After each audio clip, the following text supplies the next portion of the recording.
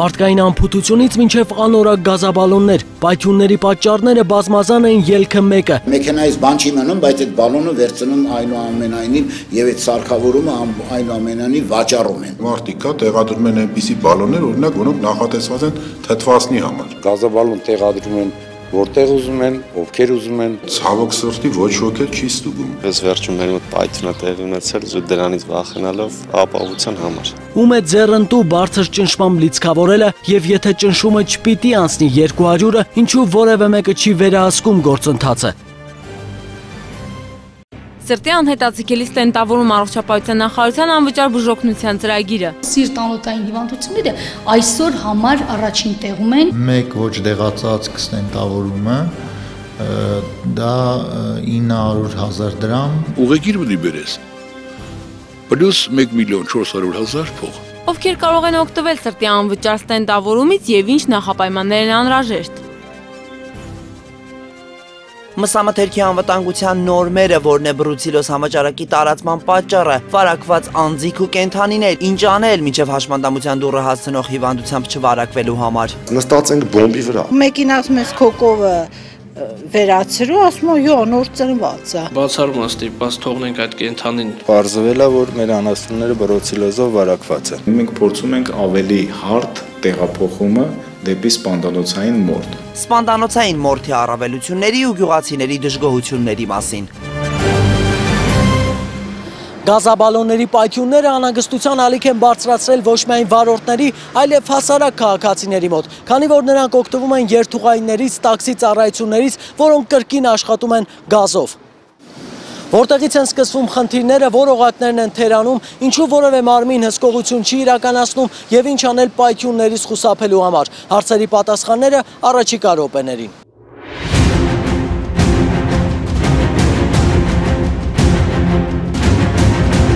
10 թվից սկսած, մինչև հիմա արդեն 5.5 տարի մոտավորապես մենք ունեցել ենք պայթյունների 26 դեպք գազալցակայաններում, որից 15-ը եղել է գազի բալոնի խնդիր, այսինքն մոտ 60%-ը միայն կոնկրետ գազաբալոնի խնդիրն է եղել։ Մյուսները տարբեր կարող են, օրինակ չգիտեմ, փականի անսարքություն, գազի արտահոսք, մարդկային անփութություն։ Մարդկային անփութությունից մինչև անորակ գազաբալոններ, պայթյունների պատճառները բազմազան են, ելքը մեկը։ Այս տարի գազալցավորման ճնշակայաններում գրանցված 4 դեպքերը մարդկային կյանքեր խլեցին, իսկ մեքենաները դարձան երկաթե ջարդոն։ Քննություն է գնում ու դեռ կպարզվի, որոնք էին իրական պատճառները, սակայն մասնագետներն արդեն ունեն նախնական եզրակացությունները։ Կարող եմ ասել, որ 4 դեպքից 3-ը եղել է գազի բալոնի խնդիրը։ Վերջի 3 դեպքերից 2-ը, առնվազն 2-ը, երրորդին լրիվ ինֆորմացիա չեմ, բայց 2-ի պատճառը պայթյունների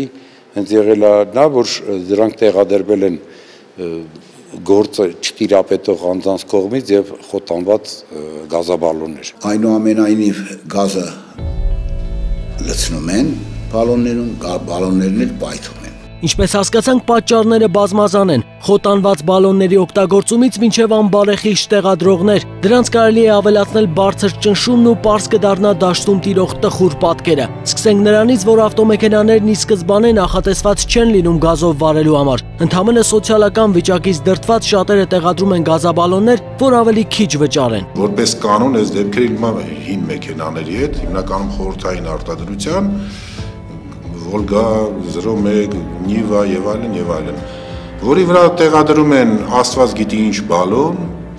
չնախատեսված նմուշի բալոն, փորձաքննություն չացած ինչ որ բալոն։ Շատ ժամանակ վթարը մեքենայից բան չի մնում, բայց այդ բալոնը վերցնում այնուամենայնիվ եւ այդ սարքավորումը այնուամենայնիվ վաճառում են։ Ճիշտ է, ցածր գներով, բայց դե վաճառում են մարդիկ։ Եվ մարդիկ էլ գտնվում են, որ այդ օգտագործած այդ բալոնները առնում են։ Մարդիկ կա տեղադրում են այնպիսի բալոններ, օրինակ, որոնք նախատեսված են թթվասնի համար։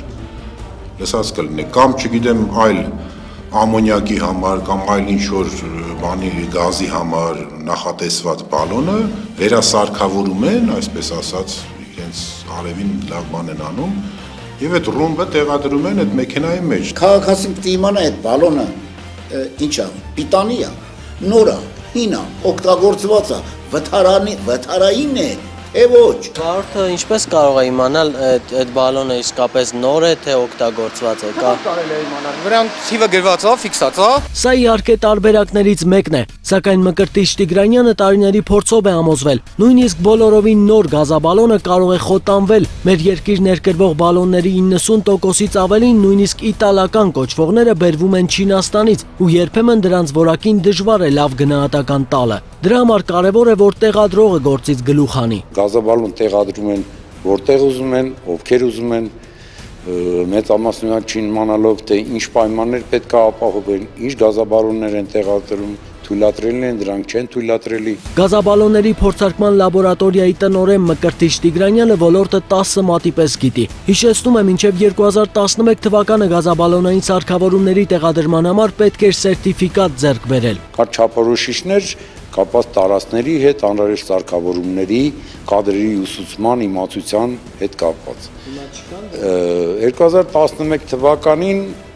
նախկին էկոնոմիկայի նախարարի կողմից վերացվեց սերտիֆիկացման գործընթացը,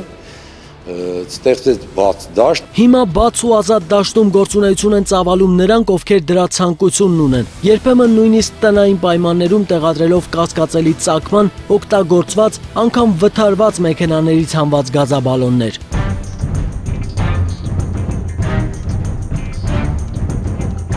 Իրա վրայի այդ շերտը ինչ շերտ է, դա էլա գործարանում թե այստեղ է։ Այս շերտի մասին է խոսքը։ Այս շերտը ասենք ինքը բալոնի ամենաթույլ մասը, ոնց որ երկարության հաշվին համարվում է սա։ Այս շերտը ամրացված է պլաստ հասկացողությունը, ոնց որ մետալապլաստ, որ ասում են, պլաստ հասկացողություն, որ ասված հերոպայի պայթունի բանի ժամանակ,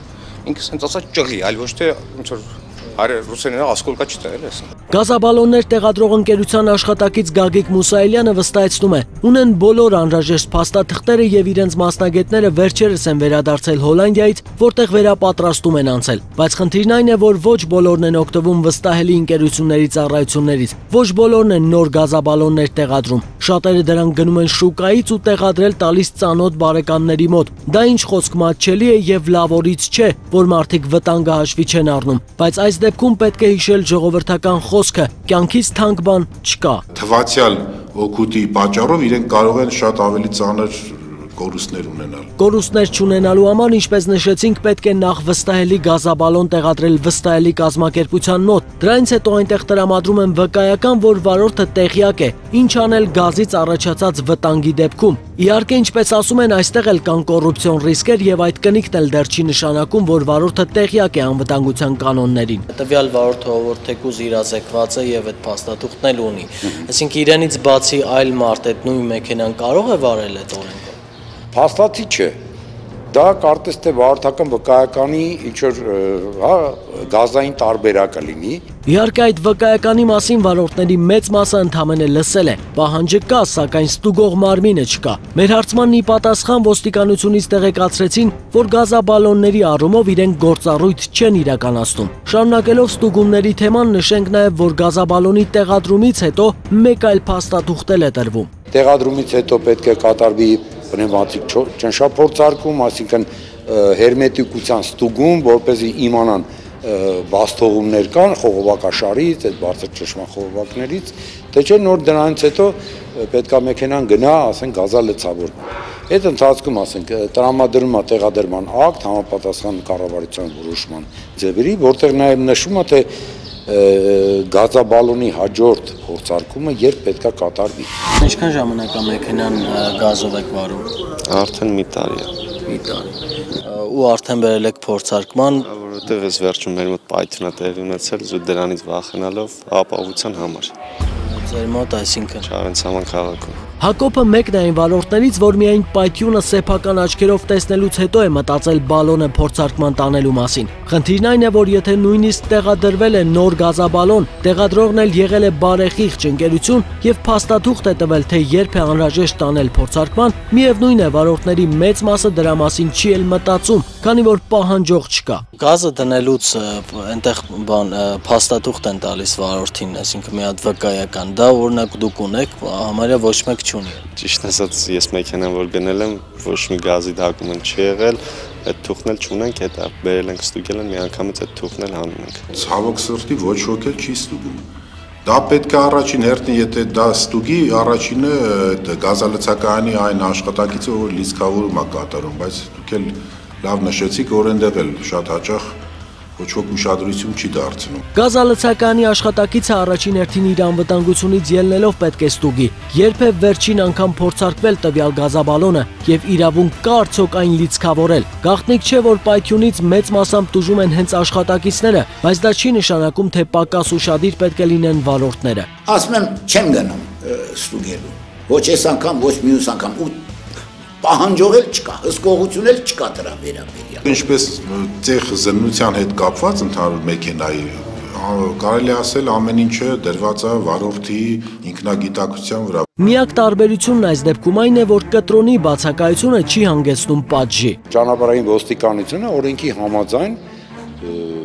տուգանում է, վարչական տուժի է ենթարկում ամրագոտի չունենալու համար, հեռախոսով խոսելու կամ սիգարետով ծխելու համար, բոլորին հեգնանքով չեմ ասում դա, ես ուղղակի համեմատության համար եմ ասում, որ պարզվում է, որ չփորձարկած գազաբալոնով ավելի ոնց որ կարծես թե վտանգ չի ներկայացնում իրանից։ Գազաբալոնների փորձարկման լաբորատորիայի տնօրենը վստահ է, նույնիսկ 1000 դրամ տուգանքը կսթափեցնի վարորդներին եւ նրանք կհասկանան, որ անհրաժեշտ է տանել փորձարկման։ Այստեղ տեղին է հիշել տաքսիստների ու երթուղայինների մասին, որոնք պատասխանատու են ոչ միայն սեփական կյանքի համար, այլև ուրիշների։ Ուստի նրանց համար բալոնը ժամանակին փորձարկման տանելը, իսկապես տանելը, ոչ թե ինչ-որ մեկի մոտ կնքելը պարտադիր պետք է լինի։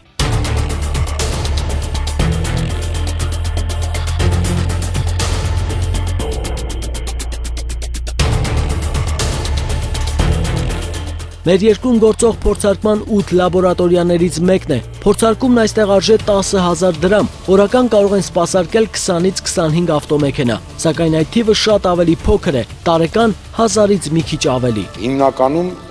մեր լաբորատորիայի ոնց որ ասած գործընկերները դրանք հիմնարկ ձեռնարկություններն են, որտեղ կա կոնկրետ պատասխանատուներ տրանսպորտի գծով։ Ստացվում է ձեռնարկությունները հոգ են տանում իրենց աշխատակիցների համար, իսկ հասարակ քաղաքացին չի մտածում իր անվտանգության մասին։ Մասնագետները համոզված են, ամենևին էլ գումարը չի պատճառը, այլ մտածելակերպը։ Տարածքային կառավարման եւ արտակարգ իրավիճակների նախարարության պետական հրդեհային եւ անվտանգության տեսչության քարոզչության բաժնի պետը վստահեցնում է, խնդրի լուծման բանալին գտել են։ Առաջարկել են, որպեսզի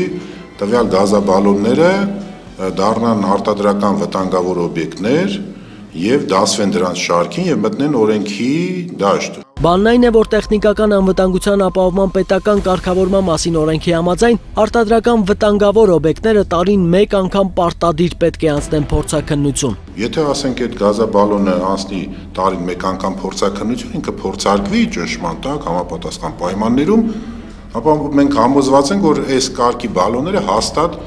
եթե պայթեն էլ կպայթեն փորձարկման ժամանակ։ Հաճախակի ստուգերն էլ, ասենք, փորձարկելն էլ դա բալոնի համար բոլորովին անհրաժեշտ չի, որտեղ մենք տալիս ենք իր նոմինալից ավելի բարձր արժեք։ Եթե օրինակ բալոնը փորձարկման է ենթարկվում, ինքը ենթադրենք նախատեսված է մինչև 250 լիցքավորելու համար իր տեխնիկական բնութագրով, այնտեղ տրվում է առնվազն 300 ճնշում, այսինքն ինքը ստուգվում է +50։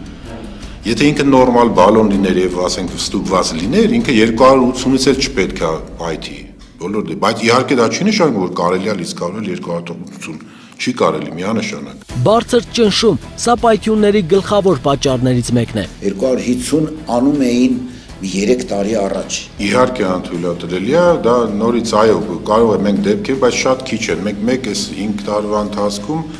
1 թե 2 դեպք ենք ունեցել բարձր ճնշման հետ պատճառով տեղի ունեցած պայթյուն։ Բալոնը 15 տարի գարանտիա ունի, ասենք ճիշտ օգտագործման դեպքում, ասենք շեշտեմ, որ իմանան, ասենք պետք է օգտագործվի 200 բար կամ ասենք ուսը ատմոսֆերն ասում,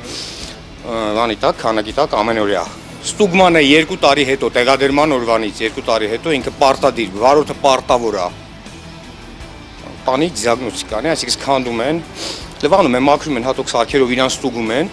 եւ ասում են դրանից հետո եւս 1 տարի դու իրանք ունես 200-ի տակ իրան շահագործես թե ոչ։ Բալոնը 2008 թվականի արտադրության է։ Եթե մոտենանք ցույց տակ ակնհայտ երևում է թե ինչ է կատարվել նրա հետ բարձր ճնշման լցավորումից հետո։ Այս շերտը մետաղոպլաստը որ կա, այս պլաստմասե շերտը, որը ամրությունը պետք է ապահովել, ամբողջովին չափած է եւ մինչեւ մետաղը հիմնական, որտեղից արդեն այս ժանգը դուրս է տվել։ Սա նշանակում է, որ նա մինչեւ մետաղը, հիմնական մետաղը արդեն բացվածք է։ Մկրտիչ Տիգրանյանը վստահեցնում է, բարձր ճնշման պարագայում գազաբալոնը խոտանվում է 2 անգամ ավելի շուտ։ Այստեղ էլ նոր հարցեր են առաջ գալիս։ Ում է ձեռնտու բարձր ճնշմամբ լիցքավորելը եւ եթե ճնշումը չպիտի անցնի 200-ը, ինչու որևէ մեկը չի վերահսկում գործընթացը։ Փորձարկման լաբորատորիայի տնօրենը դա անառողջ մրցակցությամբ է բացատրում ու հորդորում մրցակցել գնի ու սպասարկման որակի հարցում։ Ինչ վերաբերում է վերահսկմանը, այդ պարտականությունն օրենքով դրված է տարածքային կառավարման եւ արտակարգ իրավիճակների նախարարության վրա, սակայն այնտեղ մեզ տեղեկացրեցին, որ վերջին 2 տարում կառավարության որոշմամբ իրենք միայն ռիսկերի վրա հիմնված ստուգումներ են իրականացնում։ Մենք իրավունք չունենք առանց համապատասխան, այսպես ասած, անհրաժեշտակարգը պահպանելու գնալ եւ ամեն անգամ մեր ցանկացած պահին առանց հատուկ կարգադրության գնալ եւ իրականացնել ստուգումներ։ Սերգեյ Հայրապետյանը տեղեկացնում է, մինչև տարվա վերջ պաշտոնական կայքում տեղադրում են բոլոր այն ընկերությունների անունները, որտեղ պետք է ստուգումներ իրականացնեն հաջորդ տարի։ Բացի այդ, մենք մինչև օբյեկտի ստուգման գնալը նախորոք հանձնարարագիր ենք ուղարկում տվյալ օբյեկտի ղեկավարին, որ ինքնին տեղյակ ենք պահում, օրինակ, որ ձեզ մոտ հունիսի 10-ից 15-ը նախատեսված է ստուգում։ Այս ամենը վերահսկողություն անվանելը մի փոքր դժվար է իհարկե։ Այդուհանդերձ վերջին 1.5 տարվա ընթացքում գազալցակայաններին տուգանել են 7 միլիոն դրամով։ Պայթյուններից խուսափել հնարավոր է։ Խնդիրների լուծման առաջին քայլը կարծես թե արվել է։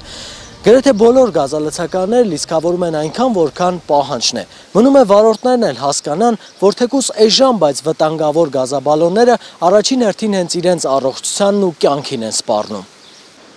Առողջությանը սպառնացող վտանգները կանխարգելելու փորձեր կատարում են առողջապահության նախարարությունում, հատկապես ուշադրություն են դարձնում անհետաձգելի համարվող բժշկական միջամտությունների ապահովմանը։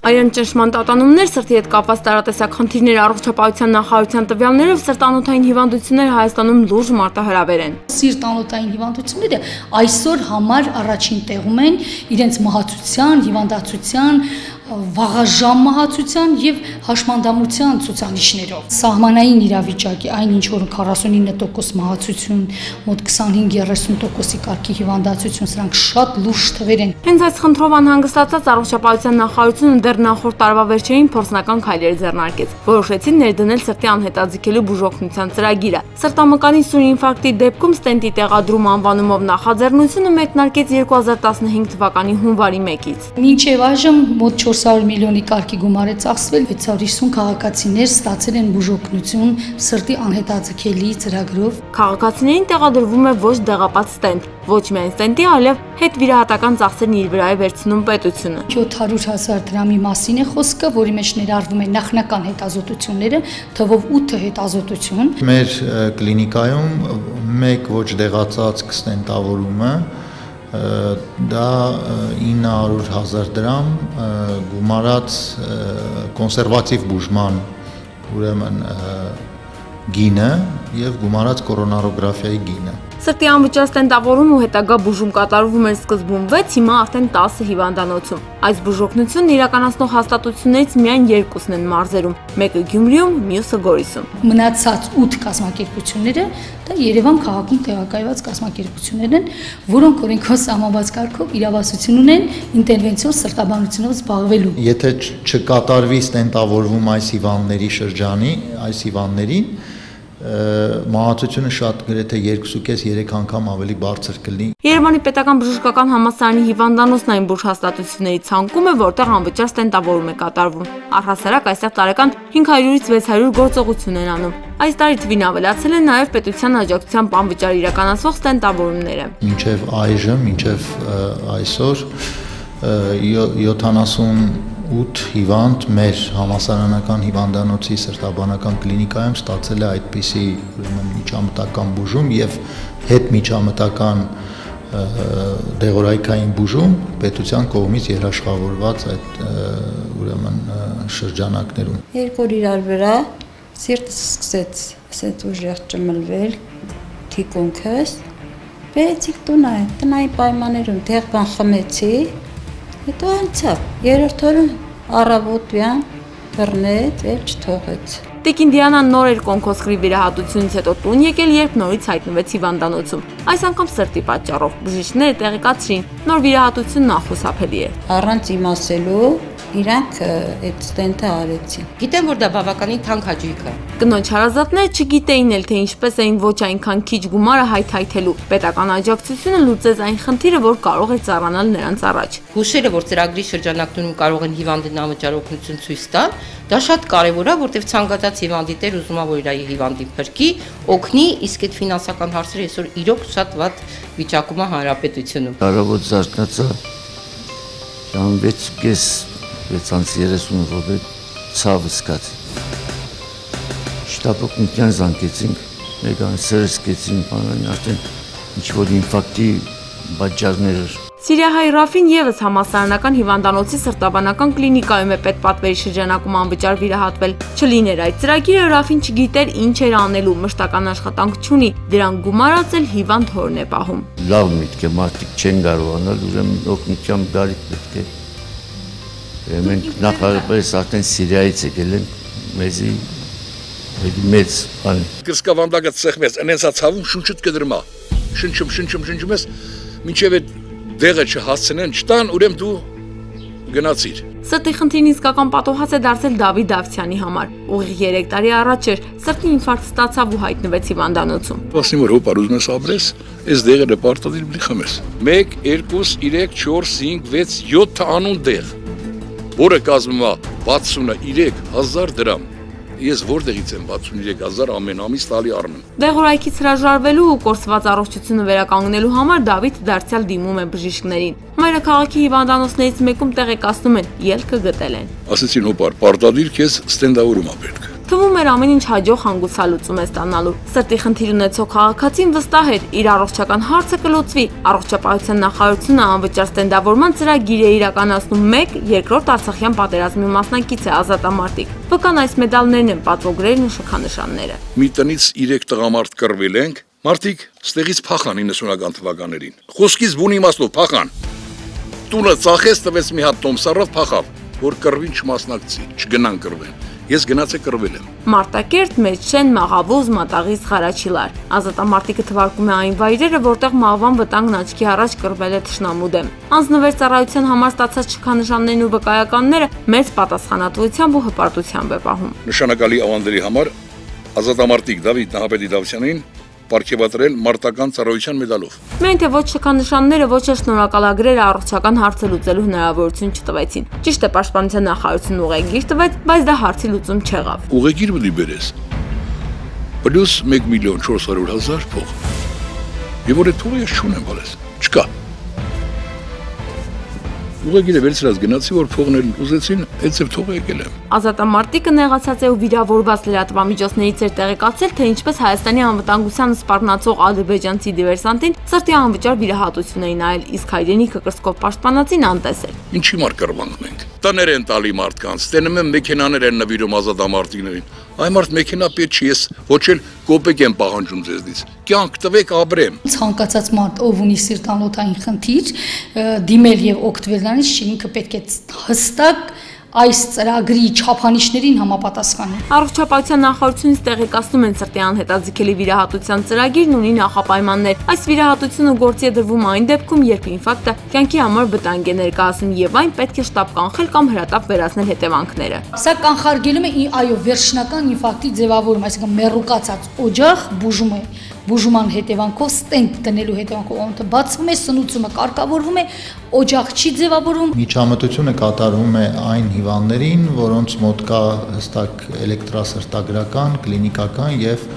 լաբորատոր տրոպոնինի տեստի ուրեմն փոփոխությունները։ Պետությունը անվճար ստենտը տեղադրում այն դեպքերում, երբ ինֆարկտը վերահաս վտանգ է կամ էլ դրանից ընդամենը 12 ժամ է անցել, քանի որ ստենտի տեղադրումն առավել անհրաժեշտ ու օրհասական է այդ ժամանակահատվածում։ Իսկ եթե հիվանդն արդեն հաղթահարել է ճգնաժամն ու դեղորայքային բուժում է ստանում, ապա ստենտի տեղադրումը ցանկալի է, բայց ոչ պարտադիր։ Մինչդեռ նախարարությունը անվճար ստենտավորում է այն մարդկանց, որոնց համար դա տվյալ պահին առավել քան պարտադիր է։ Այս этаպում վերծված է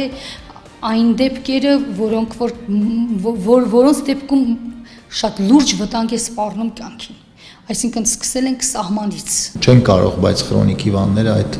բուժումը ստանալ։ Այնուամենայնիվ առողջապահության նախարարությունը հիշեցնում է սրտի անվճար վիրահատություն անելու հնարավորություն քաղաքացիների որոշակի խմբերի տրված էր մինչև անհետաձգելի ստենտավորման ծրագիրը։ Սոցիալ ապահովագրված մարդիկ իրանք հնարավորություն ունեն անկախ ախտորոշումից սուր քրոնիկ սրտային ասենք խնդիրների ստենդավորվել իրենց ապահովագրական գումարների սահմաններում եւ զինծառայող ընտանիքի անդամներ եւ նրանց հավասարեցված անձիկ նմանապես արդեն իսկ ունեն 36 եւ ավելի բալ ունեցող եւ մինչեւ 18 տարեկան երեխաների հետ կապված նույնպես ունենք արտոնություններ։ Հաշմանդամներին եւ սոցիալական այլ խմբերում ներառվածներին պետությունը փոխհատուցում է կիսով չափ։ Ինչ վերաբերում է ազատամարտիկներին, նրանց եւս անվճար բուժօգնություն է տրամադրվում։ Ազատամարտիկների համար իհարկե պետական պատվերի սահմաններում է այդ կարգավորվում է կառավարության 806 որոշումով։ Արտոնությամբ կփոխհատուցվի ազատամարտիկները, այո, ազատամարտիկները հավասարեցած են զինծառայողներին։ Առողջապահության նախարարությանն այս խնդրով ազատամարտիկը չի դիմել։ Նախարարությունը հորդորում է դիմել թեժգից բոլոր նրանց, ովքեր նմանատիպ խնդիր ունեն։ Իսկ ազատամարտիկ Դավիթ Դավթյանի հարցին խոստանում են հետամուտ լինել։ Դիմեն առողջապահության նախարարություն, մենք խնդիրը ճշտենք եւ կարող ենք մանրամասն ներկայացնել։ Առողջապահության նախարարությունում լավ գիտեն դժգոհություններ հիմա դեռևս կարող են լինել, բայց հենց ծրագիրն ընդգրկուն դառնա, բողոքների թիվն էլ կկրճատվի։ Այստեղ խոստանում են ծրագիրն ընդլայնվելու է, չէ՞ որ խոսքը առողջության մասին է։ Առողջության գլխավոր բաղադրիչը առողջ սնունդ։ Իսկ ինչ ենք ուտում մենք այսօր 21-րդ դարում ոչ ռիսկային սննդամթերքը ռիսկայինից տարբերակելը այդքան էլ հեշտ չէ։ Խնդիրն ավելի է բարդանում, երբ խոսքը մսամթերքին է վերաբերում։ Մեր երկրում այս ոլորտի վերահսկման հարցում խնդիրները քիչ չեն։ Նստած ենք բոմբի վրա, որը մեկ-մեկ պայթում, մեկ-մեկ չի պայթում, բայց դա ընդհանրապես բախտ է։ Խոսքն այս դեպքում կենթանիների շրջանում տարածվող հիվանդությունների մասին է։ Բրուցելոզը ասվածի վառ ապացույցն է։ Հենց հիմա մեր գոմը լրիվ դատարկ է, դրանով մենք ոչ մի բան չկարացանք առնենք։ Կոտայքի մարզի Սոլակ համայնքի այս ընտանիքի անասնագոմը դատարկ է արդեն մոտ 2 ամիս։ Գևորգյանների ապրուստի միակ միջոց համարվող 4 կոտանիների մոտ բրուցելոզ էր հայտնաբերվել։ Քանի կենթանի եք կորցրել դուք բրուցելոզի։ Հա, մի հատ խոշոր, 12 հատ մանր, ոչխար ու 2 հատ գառ։ Դուք մորթը կատարեցիք, թե եկան մորթեցին։ Եկան մորթեցին տարան 1000 դրամով, կովինել։ Հիվանդությունը բացահայտվել է այն ժամանակ, երբ ոչխարները սկսել են վիժել, անասնաբույժի են հրավիրել, որը եւ հետազոտություններից հետո հայտնել է չարաբաստիկ լուրը։ Հիմա ոչ մի կենթանի չունեն, հիվանդ կենթանիներից ստացած եկամուտն էլ բավարար չէ, որ գոնե մի առողջ կով գնեն։ Դե որ մի կովը անում է 400,000, մեկը մեր կովը հանեց 120,000։ Այդ ոչխարների ամեն մեկը 50,000 պիտի ծախենք, մենք 10,000 ծախեցինք։ Թե հիմա դու հաշվարկեք, ասեք։ Մենք հասկանալով մեր անասունները այդ ախտը մեր տնից դուրս հանեցինք։ Եթե անասուն հիվանդ է, չի կարելի, խես պահում։ Հիմա մենք ոչ մի բան չունենք։ Գևորգյանների աչքը հիմա վախեցած է, կարճ ժամանակ առաջ են վերադարձել հիվանդանոցից։ Մինչև տեղեկանալը, որ իրենց կենթանիները բրուցելոզով են վարակված, տան անդամները կովի կաթը խմել էին։ Չիմանալով օգտվել էին այդ կաթից, հիվանդացան։ Որ ասեմ, հիմի մենք պանիր հələ չենք առնում, անգամ մենք պետական պանիրից ենք վախենում։ Անասնագոմը հատուկ նյութերով ախտահանել են ու փակել, տան ապրուստը կորցրած ու իրենց իսկ առողջությունը մի կերպ վերականգնած ընտանիքում համոզված են, եթե նորմալ վերահսկողություն ու հիվանդության կանխարգելում իրականացվի, բանը բանից չի անցնի։ Արմատախիլ չեն անում, չեն վերացնում, ասենք մեկին ասում ես քո կովը վերացրու, ասում է, յո, նոր ծնված է, նոր է հորթիկ ունեցե ոնց։ Յուղում էլի կա։ Հա։ Չեն վերացնում։ Թղթի վրա կենթանին մորթվում է, բայց չի մորթվում։ Կենթանուն անունը դնում ենք, որ մորթեցինք, բայց չենք մորթում։ Կենթանու տերն ասում է, չեմ մորթում, իմ ծաղիկ կովն է կոպիտ անջում, բայց նենց գնացեք։ Նրանք էլ ասում են, լավ չես մորթում, գոնե ստորագրի, որ մորթեցիր։ Որ մենք կրակը չենք։ Որ հետո մենք կրակը չընկնենք։ Հանդիպել ենք դեպքեր, երբ բնակչության շրջանում սանիտարական հիվանդ կենթանիների սանիտարական սպանդի իրականացման վերաբերյալ եղել են բողոքներ, անհանդուրժողականություն, մարդիկ համաձայն չեն, կանոր կենթանին, ինչպես գիտեք, գյուղացու ապրելամիջոցն է։ Սննդամթերքի անվտանգության պետական ծառայությունում չեն հերքում, այո, խնդրի լրջությունը չպատկերացնող գյուղացիներ լինում են, բայց որ հիվանդ կենթանու մորթը կեղծվի, նման բան հավաստիացնում են, բացառվում է։ Բացառում է ստիպված թողնենք այդ կենթանին հետագա կենթանու ապրումը, նաև վարչական իրավախախտումների վերաբերյալ օրենսգրքում կա նաև վարչական վարույթ կարող է իրականացվել տվյալ անձի նկատմամբ, ով խոչընդոտում է անասնահամաճարակային միջոցները խախտելը։ Թե միայն Սոլակում քանի կենդանի է հարկադիր մորթի ենթարկվել եւ քանի անց հոսպիտալացվել, փորձեցինք պարզել գյուղապետից։ Ծածկադմփոցային քաղաքականության սիրահար գյուղապետը սակայն մեզ հետ հանդիպել չցանկացավ ու հեռախոսով տեղեկացրեց. իրենց գյուղում ոչ մի խնդիր չի եղել, չկա ու չի ճանաչում համագյուղացի որևէ մեկին, որը բրուցելոզով է վարակվել։ Մինչդեռ պաշտոնական տվյալով միայն սոլակցի վարակակիրների թիվը հասնում է 22-ի, 6-ը հոսպիտալացվել են։ Այն որ գյուղատնտեսությունը, այդ թվում անասնապահությունը, տավարաբուծությունը մենք տանում ենք պրավալ, լրիվ։ Եվ դա նաև վատվերահսկողության արտավանքով է, որովհետև այստեղ երկրորդ կարծիք չկա։ Գյուղատնտեսության նախարարությունից սակայն հակադարձում են ոլորտը վերահսկելու նպատակով տարբեր գործիքներ են կիրառում։ Պարզապես հիմա խիստ վերահսկողություն ապահովելու համար անհրաժեշտ ենթակառուցվածքներ չկան։ Կենդանիների համարակալում, սպանդանոցներ, վերազինված լաբորատորիաներ։ Այս բաղադրիչները մեր երկրում կան, միայն թե ամեն ինչից մի քիչ։ Այսօր պետությունը եւ գյուղատնտեսության նախարարությունը իհարկե ստանձնել է այդ պարտականությունը, որ բոլոր օղակներում մենք փորձենք բարձրացնենք այդ վերահսկողության մակարդակը։ Երբ որ այս համակարգը արդեն ներդրվի, մենք կարելի ասել բոլոր օղակները արդեն կաշխատեն եւ ես կասեի ավելի բարձր մակարդակով կիրականացվի այդ վերահսկողությունը։ Շեղթան բառիս ամենաբուն իմաստով շատ ավելի վատ վիճակում է, քան սովետական տարիներ։ Ոչ կենդանիների համարակալում ունենք, ոչ ուղեկցողներ ունենք, անգամ եթե ուղեկցող նշանը լիներ, նույնականացման հնարավորություն չունենք։ Այսինքն ի վերջո որ այս կենդանուն տվեց ուղեկցող, հիմա այս կենդանն է գալիս, թե այլ, այսինքն կնիկներ չկան, որ կնիկը համապատասխան լիներ այս անասնաբուժի, այս վկայականը, այս կնիկով։ Սննդամթերքի անվտանգության պետական ծառայության աշխատակիցների կողմից վերահսկվում է տվյալ աշխատանքը։ Սննդամթերքի անվտանգության պետական ծառայությունում խոստովանում են առավել արդյունավետ վերահսկողություն իրականացնելու համար նախ եւ առաջ կենդանիների համընդհանուր համարակալման բացակայությունն է խանգարում։ Եթե կենդանին կոնկրետ թիվ ունենա, ապա կունենա բժշկական թերթիկ, որտեղ կարտացոլվի կենդանու առողջական վիճակը, ստացած պատվաստումները, կյանքի ընթացքում ունեցած առողջական խնդիրներն ու ոչ միայն։ Կարող ենք վերահսկել տեղաշարժը, առք ու վաճառքը, մեկ մարզից մյուս մարզ։ Համարակալման հաշվառման բացակայությունը չի նպաստում վերահսկողության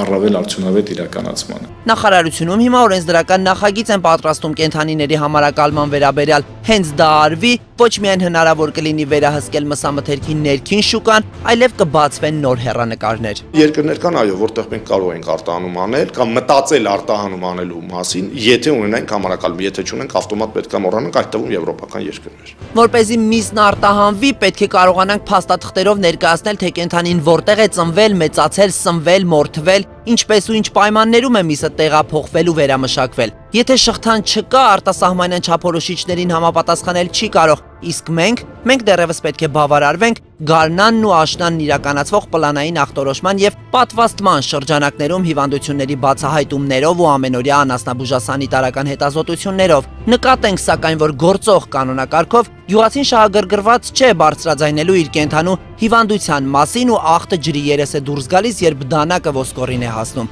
Այս համատեքստում ասել, որ հայ սպառողն ապահովագրված է տարատեսակ հիվանդություններ ունեցող կենդանու միսը կամ կատնամթերքը գնելուց, միամտություն կլինի։ Պարզվել է, որ մեր անասունները բրոցիլոզով վարակված են։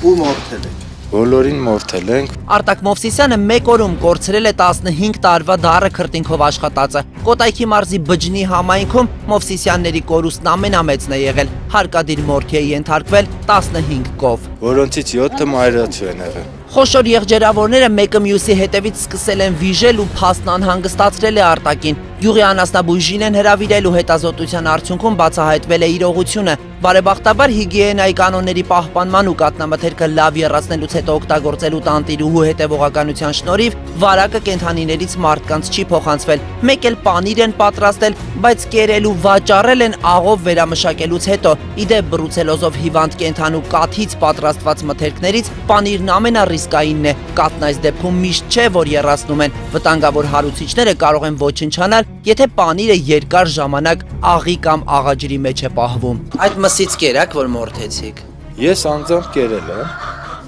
Չվախեցաք, բա։ Չէ, ինքը մենք մի քիչ շատ կերացնենք։ Գիտես ինչ։ Ել եք դուք ընտանիքի բոլոր անդամներով։ Չէ, Չենք ստուգվել, բայց տենց ախտանիշել չի ցույց տվել։ Ֆիզիկապես առողջ են իրենց համարում հոգեբանորեն կոտրված։ Մտածում էին պետությունը կօգնի, ոտքի կկանգնեն, բայց հետո համոզվեցին, պետք է բավարարվեն միայն կիլոգրամը 1000 դրամով վաճառված մսի դիմաց ստացած գումարով։ Ինչքան վնաս կրեցիք։ Մոտավորապես մի 6 միլիոն դրամի չափ։ Այդ չարչարանքը ես գցել եմ ջուրը, էլի։ Դրա համար եմ նեղված, թե չէ ընդհանրապես եթե ասենք մեր պետությունը սուբսիդավոր է կամ ասենք մի սոցիալական ծրագրումներ բեռներ, որ մենք ասենք այդ 15 տարում չէ, խոսքի 5 տարում կարենայինք հասնենք, չէ որ մենք այս պետության համար կատ մի սպանիր ենք արտադրում։ Պետությունն ասում մենք փող չունենք որ տանք, հետևաբար մորթը դառնում է պրոբլեմատիկ։ Որոշակի քայլեր եւ որոշակի նախաձեռնություն կա, որպեսզի մենք անասնաբուծության ոլորտում ներդնենք ապահովագրության մեխանիզմ։ Ոչ մեկ ոչ մի բան չեն արել, չեն հետաքրքրվել։ Գյուղի անասնաբույժը եւս զարմացած է։ Իր գործունեության 40 տարվա ընթացքում բրուցելոզի նման համաճարակ իրենց կողմերում դեռ չէր եղել։ 3 հատ մի ընտանիքում, հա, 2 հատ մի ընտանիքում, հա, 1 հատ Ես մեր թաղամասն, հա, 3 հատ ես մեր արևանն, հա, 2 հատ ես մյուս արևանին, հա, պաշտոնական գրությունով եկել է, դրանք ոչնչացրել են։ Բրուցելոզով հիվանդ կենդանու միսն ու կատնամթերքն այո մարդու առողջության համար վտանգավոր է եւ կարող է հանգեցնել մի շարք առողջական խնդիրների, ընդհանուր հաշմանդամության ու հղի կանանց դեպքում վիժման, սակայն այն իրացնել թույլատրվում է։ Միսը թույլատրվում է իրացման մսամթերք արտադրող կազմակերպություններում ջերմային մշակում անցնելուց հետո։ Հիվանդ կենդանու միսը վերամշակող ընկերություններում համապատասխան ջերմային ռեժիմով մշակում են ու երբ վտանգավոր հարուցիչը ոչնչանում է, միսը երշիկի կամ մեկ այլ մսամթերքի արտադրությունում են կիրառում։ Որպեսզի սպառողը պաշտպանված լինի, սննդամթերքի անվտանգության պետական ծառայությունից հորդորում են զերծ մնալ պատահական տեղից ու պատահական անձանցից համապատասխան փորձաքննություն չանցած կատնամթերք ու միս գնելուց։ Բակային մորթը թույլատրելի է, քանի դեռ չի գործում սպանդանոցային համակարգ ամբողջ հանրապետությունում։ Արգելք մտցնելը ամենադյուրին լուծումն է,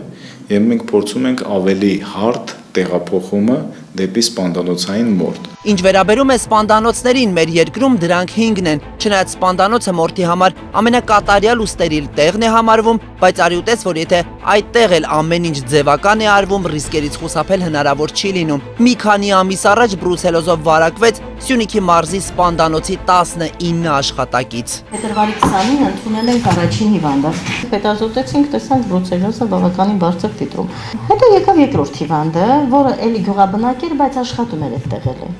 Սա արդեն մի քիչ ինձ անհանգստացրեց։ Մարդկա, որ բժիշկն ավանայել,